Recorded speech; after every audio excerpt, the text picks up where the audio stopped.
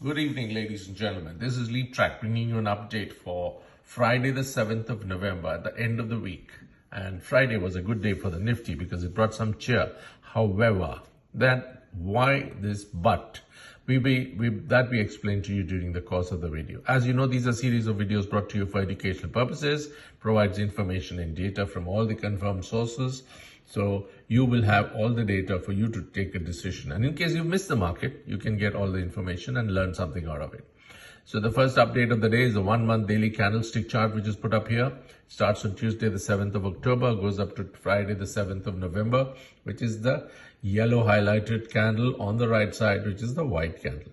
Also shown are three horizontal lines, which are labeled. It's the 10-day exponential moving average, the 20-day exponential moving average, and the 50-day exponential moving average.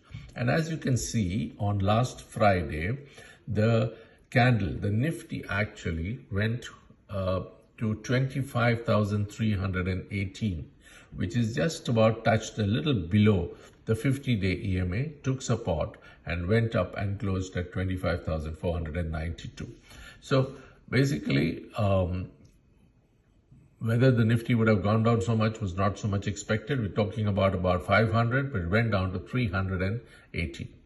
Now, this resulted in a bullish day, but the Nifty was still minus 18 points over the previous day. And if you see the gap between the 10-day EMA and the 20-day EMA, it narrowed to 76 points. If you notice my earlier videos, I've been mentioning this gap coming down, which is showing that the 10-day EMA is going to cross over below the 20-day EMA. And that's a phenomenon that will further bring the Nifty down. Because as you can see in this graph itself, when the 10-day EMA crossed above the 20-day EMA, it brought a lot of bullishness. The reverse happens when the 10-day EMA crosses below. Now, it is slated to cross, and there has been a sort of a recovery on Friday, but we will have to see during the course of next week, depending on how the FIIs behave. But you know, this cheer that came up on Friday was thanks to the FIIs, because the FIIs suddenly started purchasing. And what a purchase! 4,581 crores bought on one single day. Let me show it to you again. And that reduced their overall November sales. So if you see the last 5 days of the Nifty has been selling. And today, one day on Friday, they bought 4,581 crores. The DIIs, of course, also bought 6,675 crores, taking their overall official tally to positive inflow of 16,678. Overall, between both the FIIs, a lot of money came in on Friday, and that's why they increased positivity. It was 11,256. So till yesterday, the Nifty had a very low liquidity, but yesterday saw one of the highest, and it is a single day high, which is kind of equivalent to what happened earlier.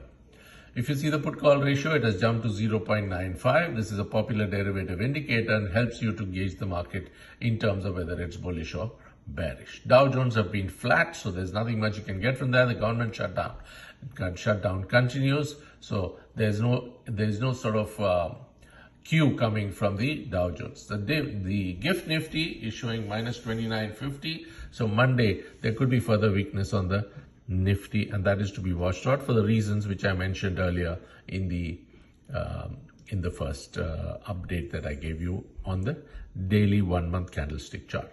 So I hope I've given you some sort of an idea. You still need to be cautious and rotate portfolios depending on how strong you are on certain stocks, so that if you are sitting with cash, it's a good thing to be, because the Nifty might just go down a little more before it recovers finally.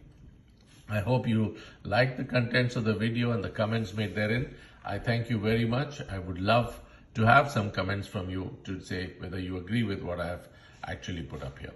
Thank you very much and have a lovely weekend. Bye-bye.